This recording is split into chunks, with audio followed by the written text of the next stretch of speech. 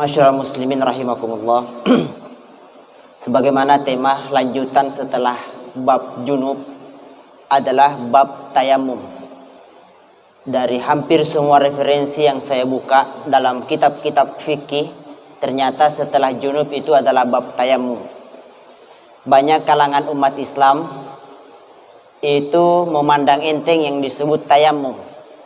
Insya Allah sebentar ada beberapa hal yang jujur saya juga baru setelah membuka beberapa kitab besar, baru saya juga temukan ternyata begini pale yang diperselisihkan oleh ulama kita tentang tayamum.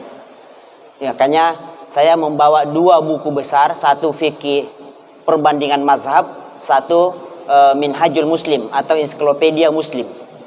Karena kita tidak mau terlalu satu mazhab saja yang dipelajari. Di sini alhamdulillah saya bawa bukunya. Kemudian tentang tayamum kita singkat karena Isya itu masuk waktu lewat 38. Insyaallah kita akan diskusi bebas sebentar. Kemudian tentang tayamum itu ada dua dalil dalam Al-Quran yang memerintahkan kita untuk tayamum. Dalil pertama terdapat dalam surah Al-Maidah ayat 6. Ya ayyuhallazina amanu idza kuntum ila sholati faghsilu wujuhakum wa aydiyakum, sampai akhir ayat. Itu ayatnya sekitar setengah halaman. Salah satu ayatnya yang persis juga bunyinya fa illam tajidu ma'a fatayammamu. Ya, apabila kamu tidak mendapatkan air maka tayamumlah. Ayat yang persis bunyinya juga terdapat dalam surah An-Nisa ayat 42. Ya, wa in kuntum maradan, dan apabila engkau sakit, au ala safarin, au dalam kondisi perjalanan jauh, musafir, au jaa ahadum minkum, atau datang di antara kalian, minal ghaiti, dari buang air besar, dari buang hajat, aula mastumun nisa. Perhatikan cara baca saya, bukan aula mastumu, aula mastumun nisa, atau menyentuh perempuan. Menyentuh perempuan dengan syahwat sudah dijelaskan beberapa pengajian yang lalu, ya. Falam tajidu ma'an, lalu kamu tidak mendapati air, fatayammamu, maka bertayamumlah, sa'idan thayyibah, dari tanah yang baik. Dari tanah yang baik. Bagaimana caranya? Caranya jelas. Famsahu biwujuhikum, usaplah wajahmu, ya, wa aidikum, dan tanganmu. Ini dalil tentang tayamum, perintah bertayamum ketika tidak mendapatkan air. Kemudian, siapa saja yang disyariatkan untuk bertayamum? Syariat untuk bertayamum itu kepada siapa saja bagi orang yang hendak melakukan salat tapi tidak menemukan air. Iya. Kemudian dia mesti memaksimalkan semaksimal kemampuan mencari air. Ketika betul-betul tidak mendapatkan air, maka disitulah dia disunnahkan, disyariatkan untuk bertayamum. Entah karena sakit, atau bertambah penyakitnya ketika kena air, atau tertunda kesembuhannya, tambah parah ini, dan seterusnya. Tidak berfungsi ini obat kalau kena air, ya toh, sama dengan penyakit yang luka kena betadin, kalau kena air hilang betadinnya, dan berbagai macamnya itu boleh. Kemudian tidak bisa bergerak dan minta bantuan oleh orang lain untuk ditayamumkan, itu juga. Kemudian bagaimana dengan mereka yang memiliki air sedikit? Misalnya kita mau berwudu, pas airnya hanya 1 gelas aqua. Ada air tapi tidak cukup. Nah, bagaimana caranya? Caranya ini juga saya baru dapatkan. Caranya adalah berwudu, ya, berwudu sesuai dengan kemampuan air. Selebihnya menggunakan debu. Ulama yang lain, Imam Hanafi mengatakan tidak, tayamum saja, airnya pakai untuk muka, debunya untuk tangan. Debunya untuk tangan. Jadi pendapat ulama mengatakan kalau ada air kecil, ada air sedikit, maka boleh menggunakan air itu untuk muka saja, kemudian tangan untuk debu saja. Jadi boleh dipadukan. Ulama yang lain mengatakan tidak, mesti berwudu menggunakan air yang 1 gelas itu semampunya. berapa saja anda kena anggota wudhu, selebihnya menggunakan debu atau bedak atau yang lain. Itu penting. Kenapa? Berdasarkan satu dalil. Dalil yang dipertentangkan oleh ulama-ulama kita adalah fattaqullaha mastata'tum. Bertakwalah kepada Allah sesuai kemampuanmu. Artinya menjalankan syariat agama Islam sesuai kemampuanmu. Jangan paksakan sesuatu yang tidak mungkin engkau lakukan. Itu dalil-dalil dari perbedaan ulama tadi. Kedua, kewajiban. Sebagaimana wudhu ada wajibnya, ada sunnahnya. Apa kewajiban ketika junub? Ketika tayamum, Ketika tayamum. Pertama adalah kewajibannya niat. Niat ada dua. Ada sir, ada jahar. Saya tidak mau bahas lagi ulang itu karena sudah dibahas sebelumnya. Niat ada sir, ada jahar. Ada besar, ada kecil. Tergantung kita mau pakai yang mana. Karena sudah dijelaskan pada pengajian sebelumnya tentang niat junub. Dua. Ialah menggunakan tanah yang suci. Perhatikan, menggunakan tanah yang suci. Ada ulama yang mengatakan harus tanah. Ada ulama yang menggunakan harus tanah. Ada ulama 4 mazhab ini masing-masing 2 versi. Imam Syafi'i dan Imam Hanafi mengatakan harus tanah. Imam Ahmad dan Imam Malik mengatakan tidak, boleh yang lain. Boleh yang lain, misalnya bedak, misalnya tembok, misalnya karpet, boleh. Ya, ini jadi masing-masing yang kita gunakan adalah versi kita yang mana yang ada pada saat kita situasi tertentu, kondisional. Karena kalau kita berkeyakinan harus tanah, bagaimana kalau 10 jam di atas pesawat? Ya toh? Bagaimana itu? Maka di sini pentingnya kita belajar perbedaan pendapat. Yang mana yang kondisional pada saat itu, disinilah kita penting mengkondisikan. Karena Allah juga tidak pernah mempersulit untuk dijalankan agamanya. Dek disumpah aja gara-gara dek gagal tanah diruntuh. Ya atau tidak. Ini penting untuk menjadi tanda kutip.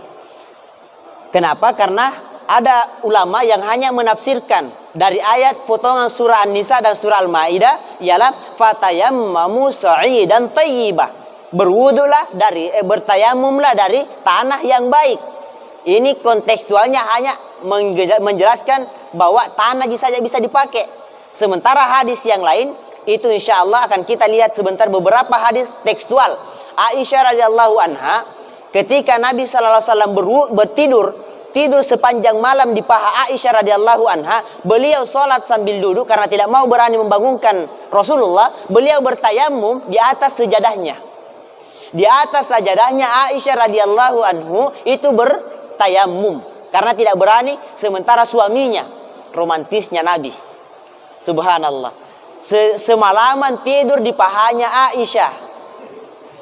Aisyah sholat tengah malam karena tidak mampu untuk berdiri ambil air wudu, maka dia bertayamum. Pada saat itu dia melapor kepada Rasulullah ketika bangun salat subuh, ya Rasulullah, saya telah bertayamum, saya sholat tengah malam sementara engkau tertidur pulas. Beliau dalam hadis Nabi SAW, diamnya Nabi menunjukkan Nabi setuju. Inilah yang disebut dengan hadis takriri dalam ilmu mustalahul hadis. Itu. Kemudian lanjut ialah wajibnya dalam tayamum adalah satu pukulan ke tanah atau ke tembok atau ke bejana yang tempat ada debunya, itu yang wajib. Ya, itu yang wajib. Tepukan kedua itu adalah sunnah. Tepukan kedua itu sunnah. Boleh dilakukan, boleh dilanjutkan dari tepukan pertama. Itu.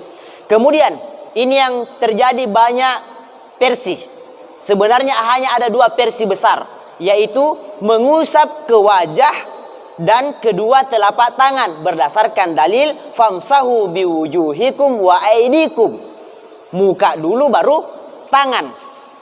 Sementara pada Imam Mazhab Syafi'i radhiyallahu semoga Allah meridhoinya, Mazhab Syafi'i ternyata meyakini bahwa yang lebih didahulukan adalah tangan dulu baru muka.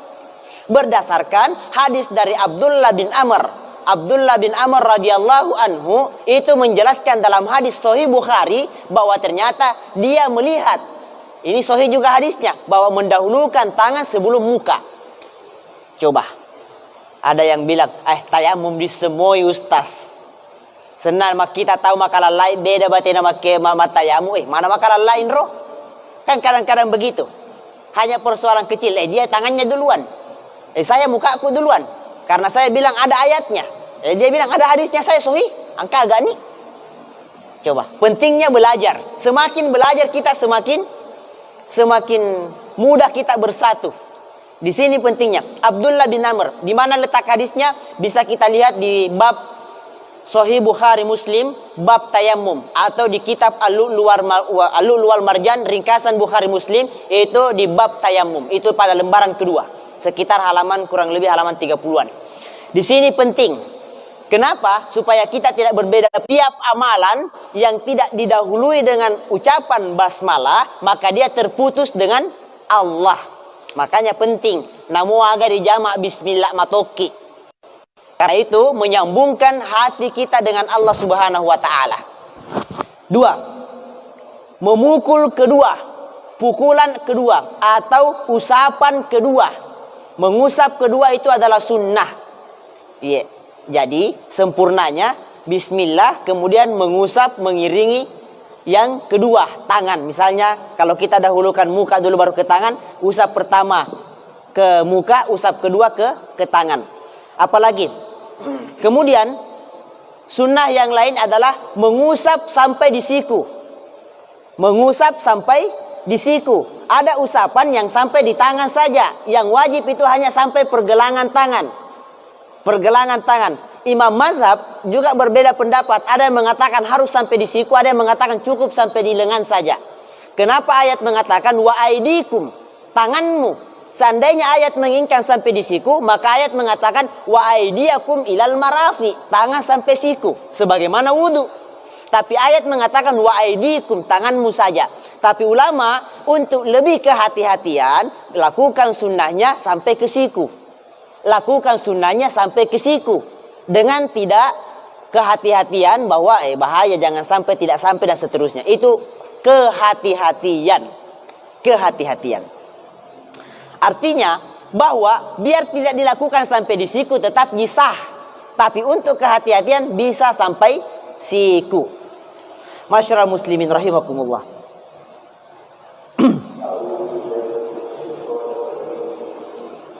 3. Yang membatalkan tayamum. Yang membatalkan tayamum adalah semua yang membatalkan wudu.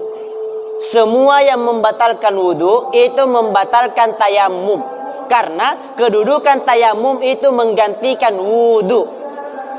Menggantikan wudu. Metuki, kencing, berbagai macamnya, menyentuh istri dengan syahwat dan berbagai macamnya, itu membatalkan wudu dan tayamum.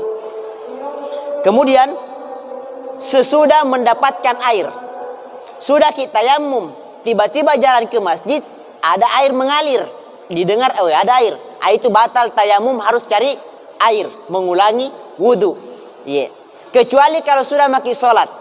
Kecuali kalau sudah maki solat, solat yang menggunakan wudu tayamum. Solat yang menggunakan tayamum itu tidak mesti mengulang solatnya. Setelah solat dapat air, purak sumpahnya assalamualaikum, assalamualaikum, tiba-tiba dia kalinga wae lari di saliwa masigi atau di saliwa bola, ada mi air, tidak usah maki lagi ulang solat tak sah mi solat tak itu karena sudah maki solat, tidak usah lagi mengulang. Karena Nabi sallallahu alaihi wasallam bersabda, la tusalli fi yaumin marratain, jangan kamu solat 2 kali pada satu hari. Begitu. Tidak usah mi diulang. Jangan sampai besok-besok. Masyafaq ki ustaz. Jaki amat dan abad dan asar supaya ini. Karena waiye tidak mi. Yang penting sudah maki solat tidak mi. Iya. Bagaimana kalau pas pertengahan mengalir air, pas ki solat tidak. Jangan maki batalkan solat. Kecuali kalau belum pakai memang takbir, dapat air, di situ wajib untuk berwudu menggunakan air. Begitu. Kemudian tata cara tayamum. Tayamum dimulai dengan basmalah, bismillahirrahmanirrahim, sambil berniat di dalam hati, baik diucapkan mau lisan secara jahar maupun sir, boleh. Kemudian setelah itu mengangkat kedua tangan, menepukkan ke tempat yang berdebu. Tempat berdebu, praktek saya pribadi ke tempat yang berdebu di mana saja. Boleh meja, boleh karpet, boleh tegel, boleh dinding dan seterusnya. Tempat berdebu diusapkan, kemudian ditiupkan. Jangan sampai ada pasir di situ. Ditiup. Sudah itu diusapkan ke muka. Setelah itu sunnah tetap kita lakukan menepuk kedua kali, kemudian menarik tangan wajibnya sampai di pergelangan, sunnahnya sampai di siku. Kita mutar sampai kanan, kemudian mutar balik, lepas. Selesai. Iya, tidak ada yang bertanya, jangan sampai dalam hati, tak Ustaz, sunnahnya 1 kali atau 3 kali? Saya sependek yang saya tahu, tidak ada teks hadis yang menganjurkan 3 kali. Tidak ada teks hadis yang saya temukan untuk 3 kali. Jadi 1 kali itu sudah sah. Adapun Imam Ahmad bin Hambal mengatakan sunnah 3 kali untuk kehati-hatian. Karena ini masalahnya pengganti. Begitu. Itu. Iya. Kemudian catatan penting. Hampir semua kitab fikih ada catatan penting ini. Dan ini penting untuk digarisbawahi. Yaitu, Ustadz, bagaimana kalau 1 tayamum, 2 kali sholat. Tayamum pada sholat asar, tayamum itu juga mau dipakai sholat maghrib. Bagaimana itu? Ternyata jawaban para ulama kita mengatakan bahwa sebenarnya boleh, sebenarnya sah kalau 1 tayamum 2 sholat, 3 sholat boleh. Tapi untuk kehati-hatian, apa salahnya untuk tayamum setiap kali mau sholat? Itu tentang tayamum. Itu penjelasan ringkas dan mudah dipahami insyaallah tentang tayamum.